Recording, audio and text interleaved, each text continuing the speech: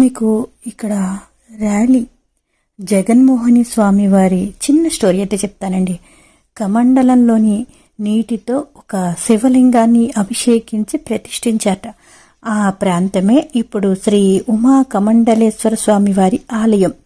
అయితే ఇది 11వ శతాబ్దంలో చోళ చక్రవర్తి విక్రమదేవుడు అక్కడ అడవిలో వేటాడుతూ అలసిపోయి నిద్రిస్తున్న సమయంలోనూ శ్రీ మహావిష్ణువు కలలో కనిపించి ఆయన విగ్రహం ఉందని ఒక ప్రాంతాన్ని చూపిస్తే అక్కడ తవ్వట. ఆ శాలిగ్రామ శిలతో చేసిన జగన్మోహిని కేశవ స్వామి వారి విగ్రహం బయటపడిందిట. అక్కడే చిన్న ఆలయాన్ని నిర్మించారట. రాజు పూజలు చేస్తూ ఉన్నట. తర్వాత 1936లోను ఆలయ ప్రాకారాలను విస్తరింపచేశారు. ఈ ఆలయంలోనూ పునరుద్ధరించారు కూడాను. అయితే ఈ ఆలయంలో శాలిగ్రామ విగ్రహం సామాన్యమైంది కాదండోయ్.